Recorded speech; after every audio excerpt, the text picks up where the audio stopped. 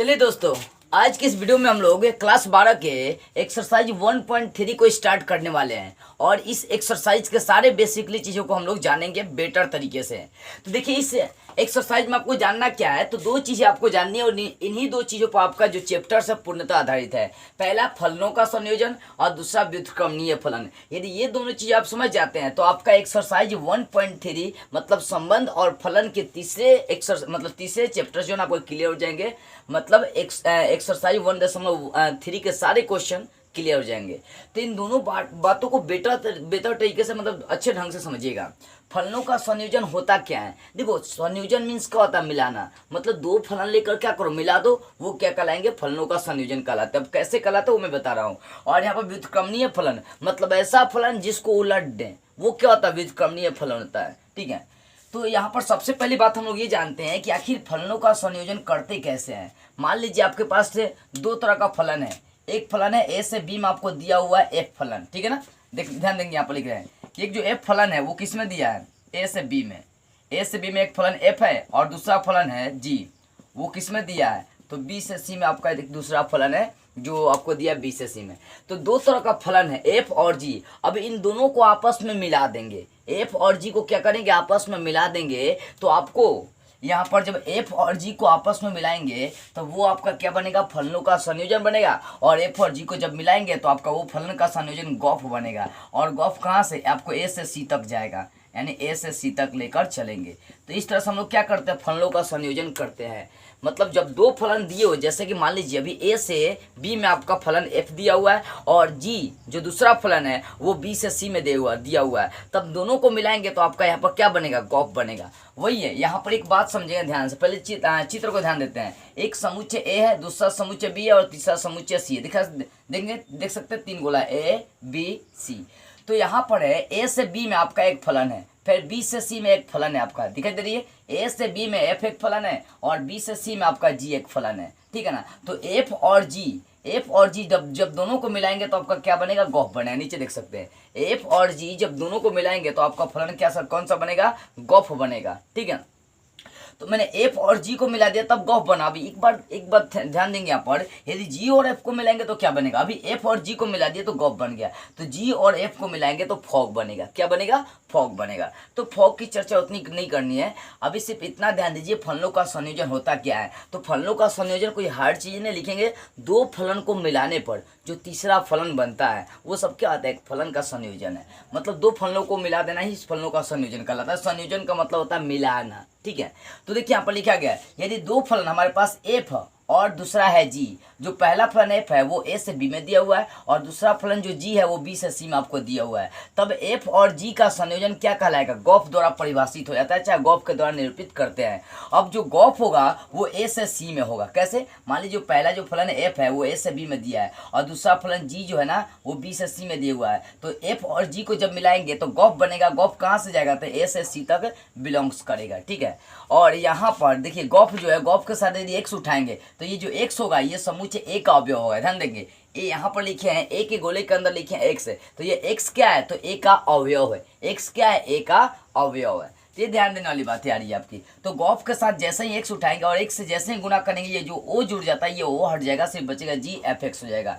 और यहाँ पर ये आपका फॉर ऑल का सिंबल है, मतलब सभी के लिए एक्स बिलोंग्स टू ए, मतलब जो एक्स है वो सभी के लिए समुच्चय ए से बिलोंग्स आपका करेगा, ठीक है। तो इस तरह से आपके पास जो दो फलन यदि एफ है, एफ और जी है, इन दोनों को आपस में मिलाएंगे तो आपका गॉफ बनेगा और गॉफ जाएगा ए से सी तक। तो इस चित्र को भी जरा ध्यान दीजिए। आपका पहला फलन ए से बी में एफ दिया हुआ है, दूसरा फलन बी से सी में आपका जी दिया हुआ है। तो एफ और जी को जैसे ही मिलाएंगे तो आपका कौन सा फलन बन जाएगा? गॉफ फलन बन जाएगा। तो इस तरह से आप समझ गए होंगे फलनों का संयोजन कैसे करते हैं। जब दो फलन को मिलाएंगे तो फलनों का संयोजन कहलाता है। और दो फलन आपके पास कौन कौन से? एफ है जो ए से बी में है और दूसरा फलन जी है जो बी से सी में। अब एफ और जी को मिलाएंगे तो आपका गॉफ क्या होता है? गॉफ फलन बन जाता है, गॉफ बनता है। अब गॉफ के साथ एक्स उठाएंगे तो एक्स जैसे ही गुना करेंगे वो हट जाता है, बचेगा जी एफ एक्स। यहाँ पर जो एक्स है वो पहले अवयव से मतलब समुच्चय ए से क्या करता है? बिलोंग करता है, ठीक है।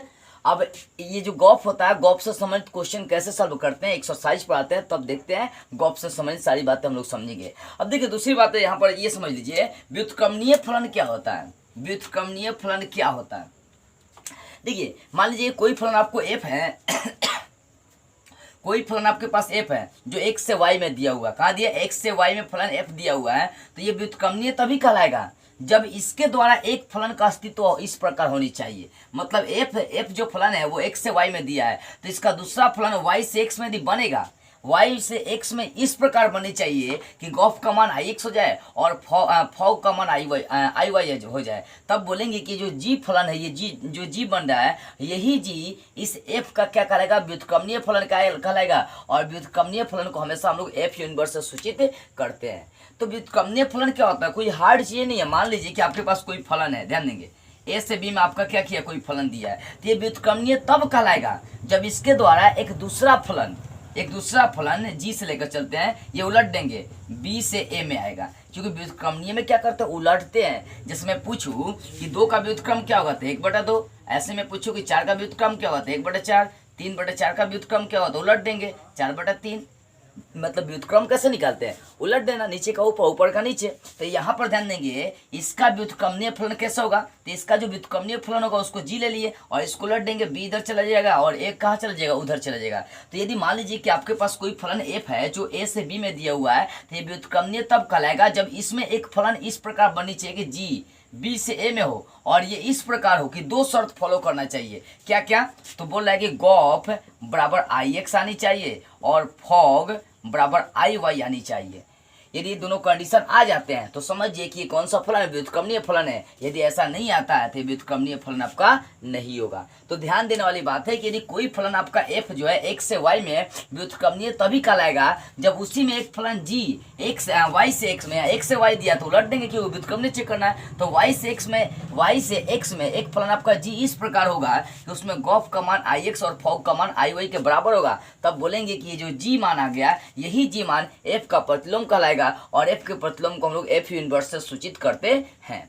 तो इस तरह से आप समझ गए होंगे। अभी मैं जब एक्सरसाइज स्टार्ट करूंगा तो उसमें f इनवर्स कैसे निकालते हैं और कैसे चेक करते हैं कि व्युत्क्रमणीय होते हैं, ये सारी बातें हम लोग जानेंगे। तो अभी ये बातें आप समझिए, व्युत्क्रमणीय फलन यदि जांचना होगा तो क्या करेंगे, तो जो फलन दिया होगा उसी फलन से एक दूसरा फलन प्राप्त करेंगे और उसी के द्वारा हम लोग अस्तित्व निकालेंगे। ये गॉफ बराबर यदि ix आ जाए, फॉग बराबर iy हो जाएगा, तो बोलेंगे कि वो जो फलन दिया गया है वो क्या व्युत्क्रमणीय है, ठीक है ना। और देखिए व्युत्क्रमणीय चेक करने का एक और तरीका होता है, व्युत्क्रमणीय चेक करने का एक और तरीका होता है। मान लीजिए कि आपके पास कोई फलन f है, वो व्युत्क्रमणीय तब कहलाएगी जब वो एकाएकी और क्या हो जाएगी, आच्छादक हो जाएगी। जब कोई फलन आपको दिया हुआ है और वो फलन यदि एकाएकी है और आच्छादी है तो बोल देंगे कि वो फलन क्या है, व्युत्क्रमणीय फलन भी है, ठीक है ना।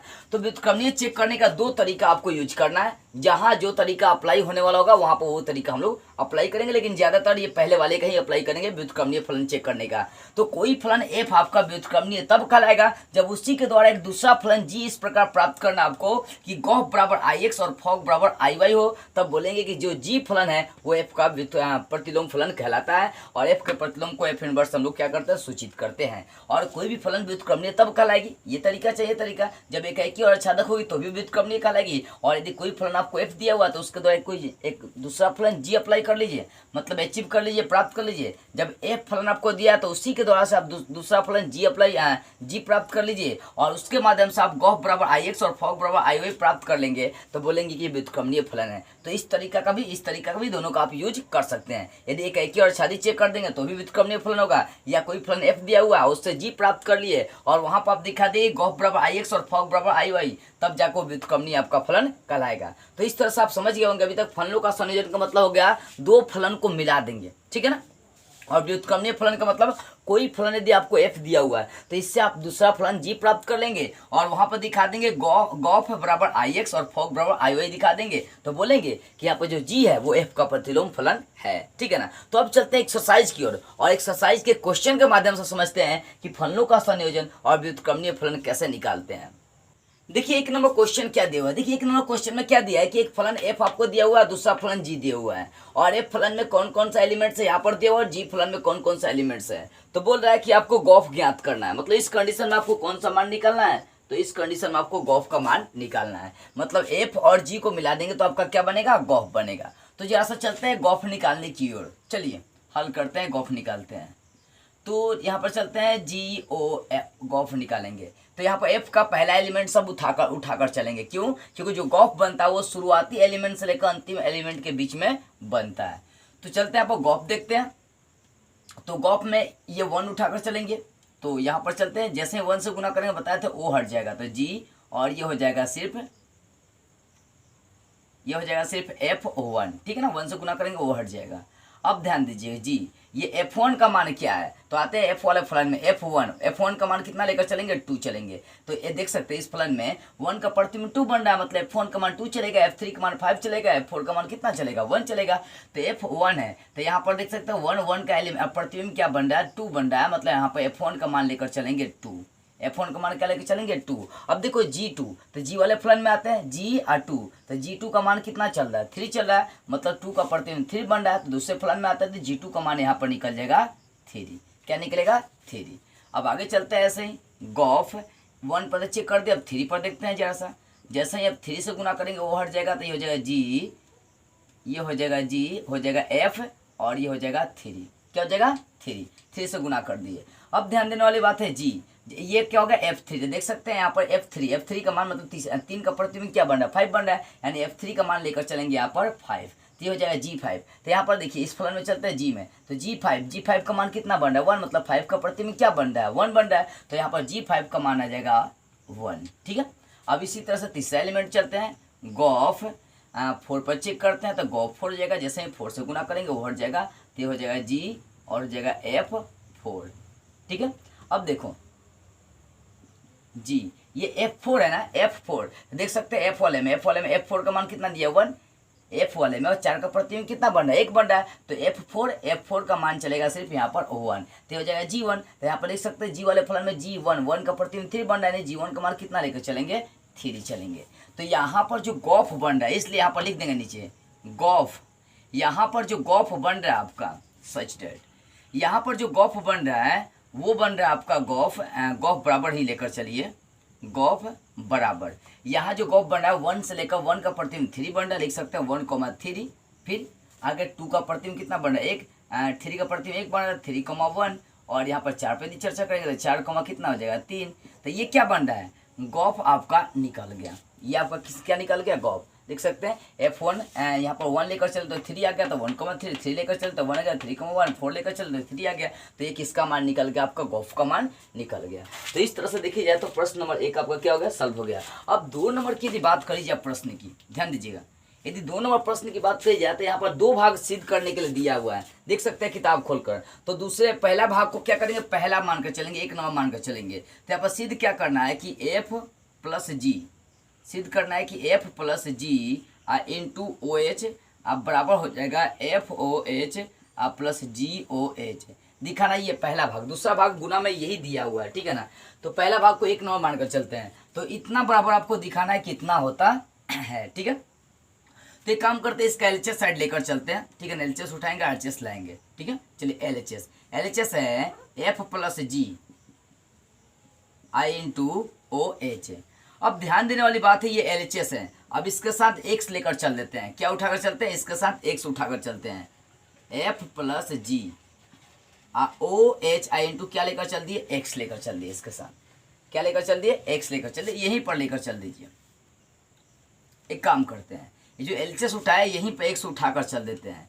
अब ध्यान देंगे जैसे x से ही गुना करेंगे इसमें, तो ये वो क्या होता है हट जाता है, ये बताए थे कि ये मान लीजिए कोई फलन कोई एक फलन है, मतलब मान लीजिए कि C या D कोई फलन है, चाहे A ही फलन है, ठीक है ना, तो ये कोई एक फलन है, फिर मान लो कि ये F है, तो FOH जैसे ही x से गुना करेंगे वो हट जाएगा, तो यहाँ बचेगा F प्लस G और इंटू सिर्फ हो जाएगा ये HX, क्या हो जाएगा सिर्फ ये हो जाएगा HX। अब इसी बात को आगे बढ़ाते हैं, HX से इसमें गुना कर देंगे तो हो जाएगा F, HX से गुना कर देंगे तो हो जाएगा F इंटू HX, आप प्लस G से गुना कर देंगे तो हो जाएगा G इंटू HX, ठीक है।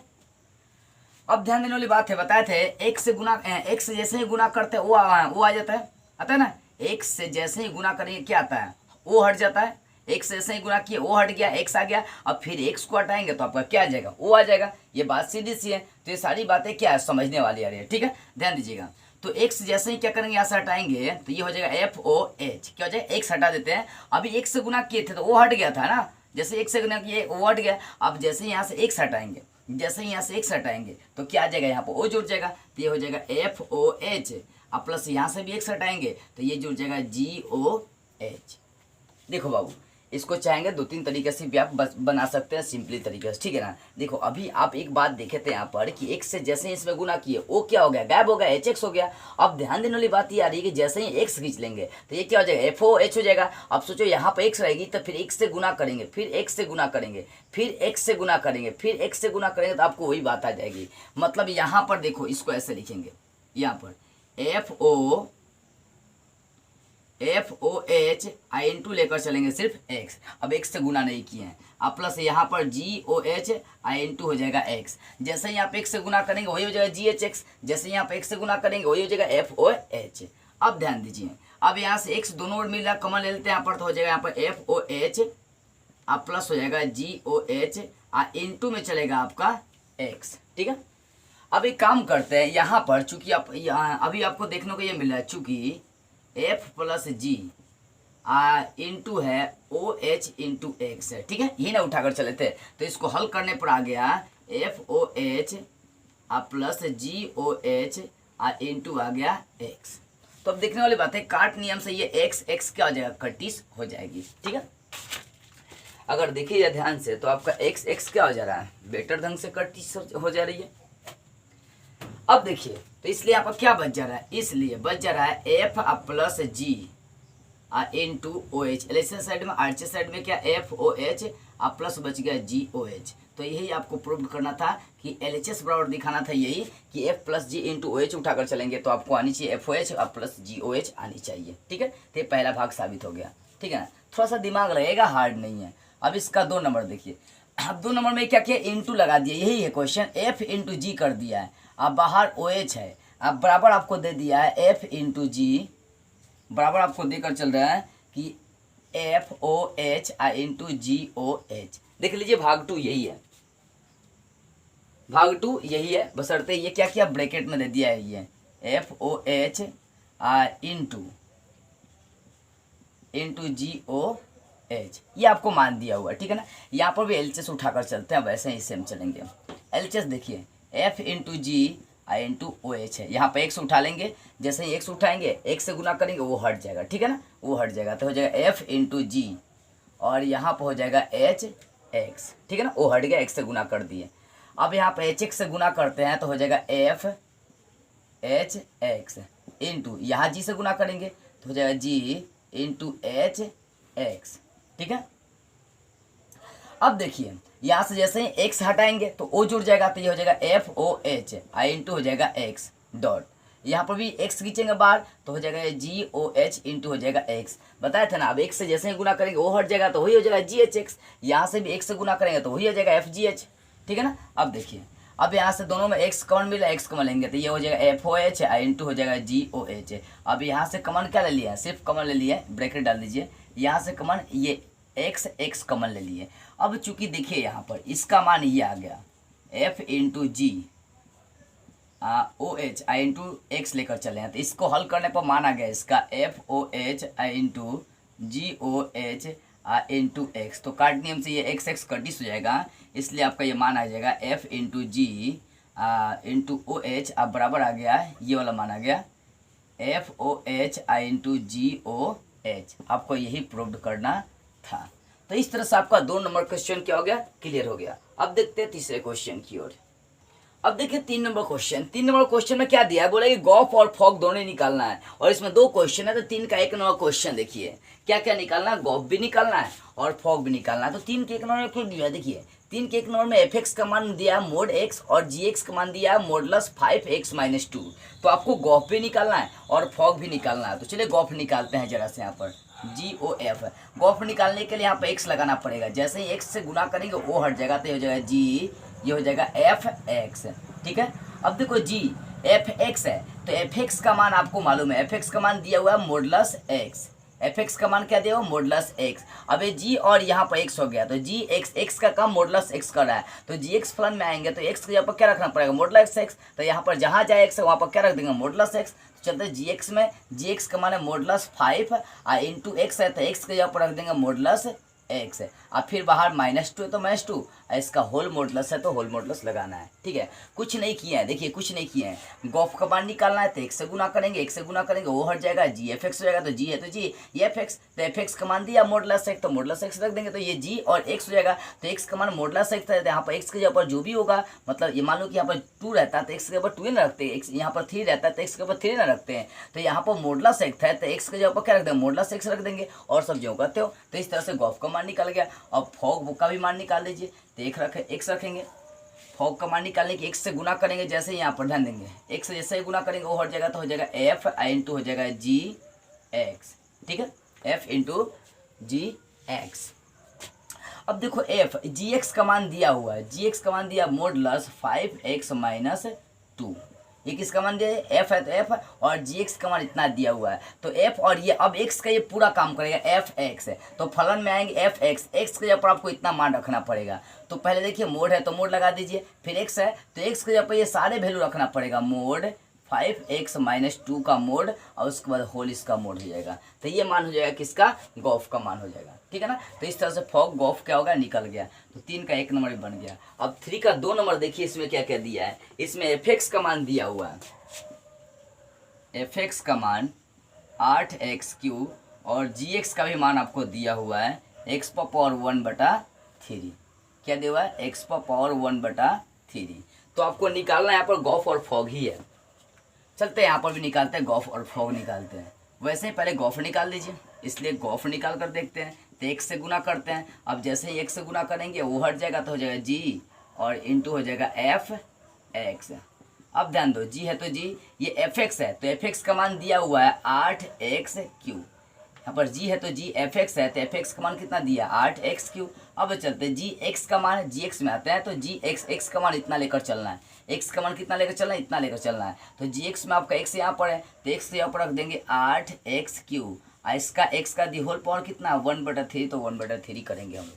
ठीक है, बात समझिएगा, जी है तो जी एक्स है, यहाँ पे एक्स के ऊपर मान लो 2 रहेगा तो यहाँ पर एक्स के ऊपर 2 रखेंगे तो यहाँ पर भी तो 2 करना पड़ेगा ना। तो यहाँ पर जी एक्स का मान 8x³ आ गया तो यहाँ पर एक्स के ऊपर क्या रखेंगे 8x³। अब मान निकाल लेते हैं जरा से इसका, देखिए यहाँ पर 8x³ है तो इसको लिख सकते हैं 2x का दी होल क्यूब लिख सकते हैं, क्योंकि 2 का क्यूब 8, एक्स का क्यूब क्या हो जाएगा, एक्स का क्यूब एक्स क्यूब हो जाएगा, और इसका दी होल पावर 1/3 है तो 1/3 करिए, ये पावर 3 कटिस हो जाएगा तो सिर्फ बचेगा 2x, मतलब सिर्फ क्या बचेगा यहाँ पर 2x बचेगा, पावर 1 लिखने से कोई फायदा नहीं है। तो ये मान जाएगा गॉफ का मान हो जाएगा 2x। ठीक है ना, इसी तरह से हम लोग फॉग निकाल सकते हैं इसका। चलिए फॉग निकालते हैं। तो फॉग निकालने के लिए x से गुना करेंगे, जैसे ही x से गुना करेंगे f है और ये हो जाएगा आपका जी एक्स। ठीक है, अब देखो f है तो f जी एक्स, तो जी एक्स का मान आपको दिया हुआ है जी एक्स, इसमें आता है 2 नंबर में, जी एक्स का मान दिया हुआ है x⁻1/3। अब चलते एफ एक्स का मान इतना है तो एफ एक्स में एक्स के यहाँ पर रखेंगे x⁻1/3 रखेंगे, तो यहाँ पर 8 है तो 8, सिर्फ x है तो x के यहाँ पर रखेंगे x⁻1/3। ठीक है ना, किसके यहाँ पर, तो x के यहाँ पर उसका दी होल पावर है तो दी होल पावर 3 रख देंगे। अब चलो 8 है तो 8। अब देखो यहाँ पर ये पावर जो 3 है, ये पावर 3 से 3 कटिस हो जाएगा तो सिर्फ यहाँ पर कितना बचेगा x हो जाएगा, तो यहाँ जो मान हो जाएगा वो सिर्फ आ जाएगा 8x। तो इस तरह से गॉफ का मान और फॉग का मान आपका क्या हो गया, क्लियरली निकल गया और तीसरा नंबर क्वेश्चन भी क्लियर हो गया। ठीक है, अब चलते हैं 4 नंबर क्वेश्चन की ओर, जरा सा उस पर गौर करते हैं 4 नंबर क्वेश्चन आखिर है क्या। और ये 4 नंबर क्वेश्चन थोड़ा सा रोचक भी हो सकता है। देखिए यहाँ पर एफ एक्स का मान दिया हुआ है और बोले कि एक्स का मान 2/3 नहीं उठाना है, तो सिद्ध करना है कि फॉफ एक्स बराबर एक्स आ जाएगी। ठीक है ना, ध्यान दो यहाँ पर एफ एक्स का मान आपको दिया हुआ है, क्या दिया हुआ है, तो 4x + 3 बटा 6x - 4 दिया हुआ है। तो आपको दिखाना यही है कि फॉफ एक्स बराबर आपको एक्स आनी चाहिए। ठीक है, तो चलिए दिखाते हैं, फॉफ दिखाते हैं यहाँ पर। तो यहाँ पर फॉफ उठाकर चल लेते हैं, इसका एलएचएस उठाकर चलते हैं, एलएचएस साइड क्योंकि वो दिखाना है, तो एलएचएस साइड है फॉफ एक्स। अब एक्स से गुना करेंगे तो एफ, जैसे ही एक्स से गुना करेंगे वो हट जाएगा तो सिर्फ हो जाएगा एफ इंटू एफ एक्स। ठीक है, एफ है तो एफ, ये एफ एक्स है, एफ एक्स है तो एफ एक्स का मान आपका मिल चुका है, एफ एक्स का मान पुट कर देंगे, एफ एक्स का मान है 4x + 3 अब बटा है 6x - 4। ये किसका मान हो गया था, एफ एक्स का मान हो गया। अब चलते हैं इस मान में जरा सा हम लोग क्या करते हैं, गौर करते हैं, ध्यान दीजिए।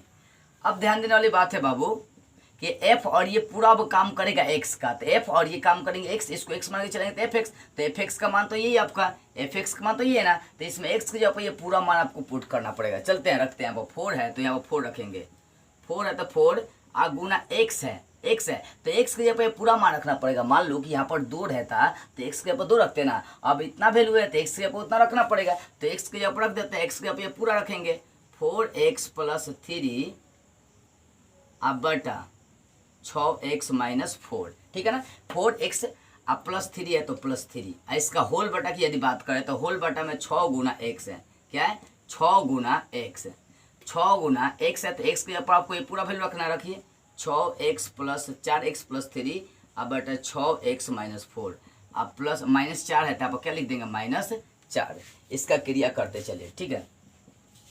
अब चलो ऊपर वाले में 4 से गुना करते हैं, 6x - 4 को इधर लाते हैं, लसा ले लेते हैं, ठीक है। तो यहाँ पर लाएंगे तो पहले यहाँ 4 से गुना करेंगे तो हो जाएगा 16x अब प्लस 4 12, यहाँ प्लस है तो प्लस, इसको इधर लाएंगे लसा ले लेंगे तो यहाँ लेंगे तो 3 से गुना करना पड़ेगा, 3 इंटू लिख दे 6x अब -4, तो इसका दी होल बटा हो जाएगा आपका ये 6x - 4 हो जाएगा, क्योंकि इसको लसा ले लेंगे। अब इसका बटा में आते हैं नीचे, तो यहाँ 6 से गुना कर देंगे तो 6 चौका कितना हो जाएगा 24x है, प्लस है तो प्लस, 6 का 3 से गुना करेंगे 36 18, ठीक है। आगे -4 इसको इधर ला देंगे तो -4 इंटू हो जाएगा आपका ये 6x - 4, इसके दी होल बटा यदि बात करेंगे तो 6x - कितना आ जाएगा 4 आ जाएगा, ठीक है।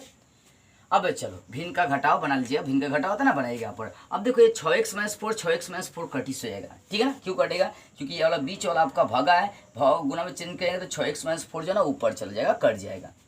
अब जो बच रहा है उस पर जरा सा आप गौर करिए, जो बच रहा है उस पर गौर करने की आवश्यकता है। तो यहाँ पर क्या है 16x अब प्लस 12, अब 3 से गुना करेंगे तो 3 6 कितना आ जाएगा 18x प्लस माइनस 3 चौके 12, इसका दिहोल बटा में आते हैं, दिहोल बटा में बचा है 24x अब प्लस 18 -4 से गुना करेंगे तो minus plus minus 4 6 24x minus plus 4 चौका 16,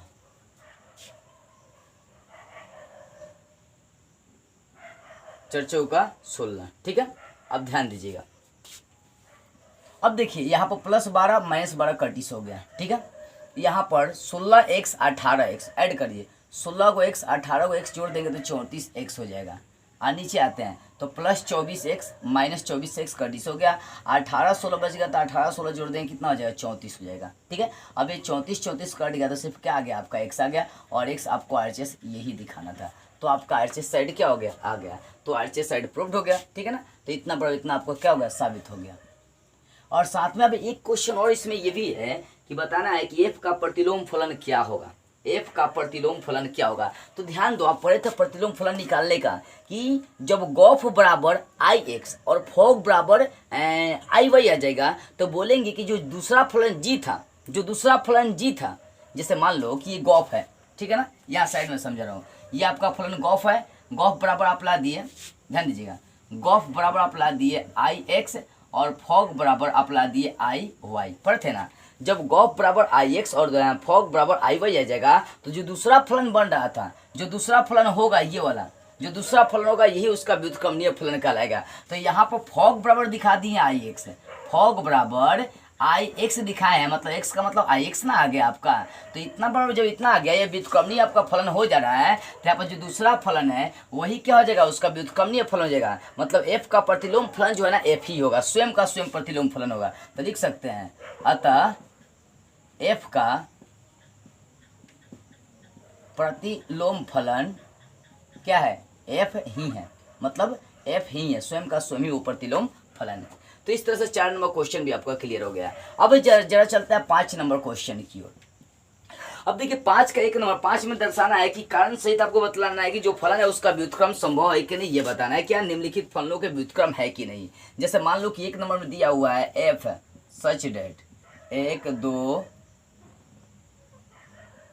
2 3 4 और कहाँ तक 10 तक बोल रहा है, मतलब सबका प्रतिबिंब कितना बन रहा है 10 ही बन रहा है। जहाँ आपको एक फलन बना दिया है इसमें कि 1 का भी प्रतिबिंब 10, 2 का भी प्रतिबिंब 10, 3 4 सबका प्रतिबिंब, 3 का भी प्रतिबिंब 10, ठीक है, और 4 का भी प्रतिलोम कितना बनता है 10। तो बताना है कि ये जो फलन है वो उसका प्रतिलोम फलन निकलेगा कि नहीं।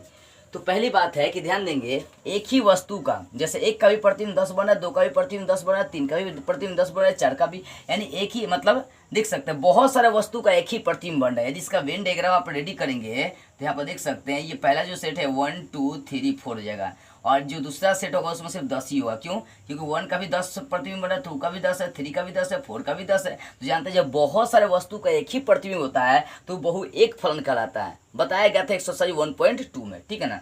तो जब बहुत सारे वस्तु का एक प्रतिबिंब बनता है बहु एक फलन कहलाता है। यहाँ पर 1 2 3 4 सबका प्रतिबिंब एक ही बनता है, मतलब ये बहु एक फलन है। यह एकाएकी भी नहीं है और आच्छादी भी फलन नहीं है। लिख देते हैं चूंकि यह एकाएकी नहीं है। जब एकाएकी नहीं है तो जानते हैं आपको बताया गया था प्रतिलोम फलन जांचना, तो एकाएकी और आच्छादी भी तो होनी चाहिए। एकाएकी आच्छादी हो जाएगा तो बोल सकते हैं कि वो क्या है, वो आपका प्रतिलोम फलन है, ठीक है ना। तो आप लिख देंगे चूंकि यह एकाएकी नहीं है इसलिए इसका प्रतिलोम संभव नहीं है, इसका प्रतिलोम संभव नहीं है, संभव नहीं है। देखो दोस्तों मेरे कहने का मतलब है एकाएकी नहीं होगा तब भी वो प्रतिलोम नहीं होगा, आच्छादित नहीं होगा तो भी वो प्रतिलोम नहीं होगा, ठीक है। इस तरह से आपका 1 नंबर क्लियर हो गया। अब इसका 2 नंबर पर जरा आप गौर करिए। 2 नंबर क्वेश्चन क्या दिया हुआ है? 2 नंबर दिया हुआ है जी सच डेट, जी दिया हुआ है 5 6 7 8, ठीक है। और इसमें आपको बनाने के लिए प्रतिबिंब बोल रहा है कि 1 2 3 4, ठीक है। और यहाँ जो फलन बना दिया उस फलन को जरा सा देख लेते हैं। 5 पर 4 दिया है, फिर दिया हुआ 6 पर 3, 6 पर 3, फिर 7 पर 4, 7 पर 4, 8 पर 2, ये आपको क्या किया प्रतिबिंब दे दिया हुआ है, ठीक है।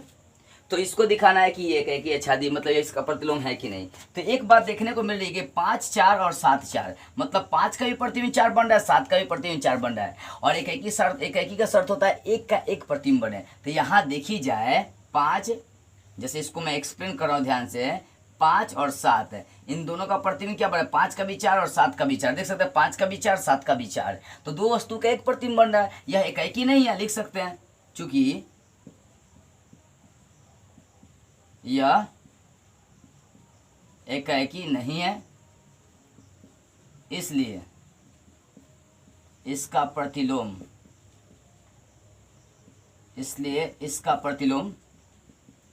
संभव नहीं है, ठीक है। मतलब इसलिए इसका प्रतिलोम संभव नहीं है। पर इसका प्रतिलोम क्यों नहीं संभव है? क्योंकि यह एकाएकी नहीं है। एकाएकी आच्छादी होगा तभी, ठीक है ना। अब इसका तीसरा क्वेश्चन देखो, 3 नंबर क्वेश्चन क्या दिया हुआ है।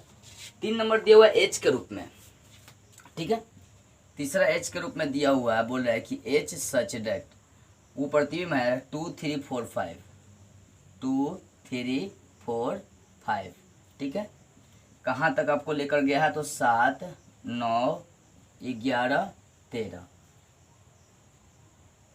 इसमें जो फलन बनाया वो फलन देख लेते हैं। 2 7, 2 का 7 है और 3 का 9 है, 3 का 9, 4 का 11 और 5 का 13, 4 का 11, 5 का 13। ये आपको क्या किया है? एक फलन बनाकर दे दिया है। अब हमें जांचना यही है कि ये एकाएकी आच्छादी है। यदि एकाएकी आच्छादी होगा तो ये एकाएकी फलन होगा, प्रतिलोम फलन होगा, अन्यथा नहीं होगा। चलिए देखते हैं, यहाँ पर गौर करते हैं जैसा। देखिए तो यहाँ पर देखी जाए एक वस्तु का एक एक प्रतिबिंब है, 2 का 7, 3 का 9, 4 का 11, 5 का 13। यहाँ सारे वस्तु का अलग अलग मतलब एक एक प्रतिबिंब बन रहा है, एक एक ही प्रतिबिंब बन रहा है। ऐसा नहीं कि 2 का 1 प्रतिबिंब रहा है, चाहे बहुत सारे के एक प्रतिबिंब बन रहा है। जैसे 1 नंबर 2 नंबर में आपने देखा तो यहाँ पर एक एक प्रतिबिंब बन रहा है। लिख देंगे चूंकि यह एकाएकी और आच्छादी है इसलिए इसका प्रतिलोम फलन संभव है, तब प्रतिलोम ज्ञात करना। तो लिख देते हैं यहाँ पर भाषा, देखिए चूंकि यह एकाएकी भी है और आच्छादी कैसे है? क्योंकि देख सकते हैं दूसरे से बात करेंगे तो दूसरे सेट से भी सबका एक एक ही प्रतिबिंब बन रहा है, ठीक है। इस कारण से यह आच्छादी है, क्योंकि यह एकाएकी और क्या है? आच्छादी फलन है, इसलिए इसका प्रतिलोम संभव है, इसलिए इसका प्रतिलोम संभव है। जब प्रतिलोम संभव है तो इसका प्रतिलोम क्या हो जाएगा, तो लिख देंगे यहाँ पर एच इनवर्स, एच का प्रतिलोम हो जाएगा एच यूनिवर्स, ठीक है ना। तो यहाँ पर निकाल लेते हैं एच यूनिवर्स कैसे, ये मान उलट देंगे, साथ इधर मतलब जो पहले है उसको दूसरे की जगह पर कर देंगे, दूसरे को पहले की जगह पर 2,7 है तो हो जाएगा 7,2। यहाँ पर 3,9 है तो ये हो जाएगा 9,3। 11,4 है तो हो जाएगा 4,11 है तो 11,4 हो जाएगा, और यहाँ हो जाएगा 13,5। तो इस तरह से क्या करते हैं हम लोग व्युत्क्रम निकालते हैं। तो इस तरह से आपका देखी जाए तो 5 नंबर जो क्वेश्चन है क्या हो गया, क्लियर हो गया।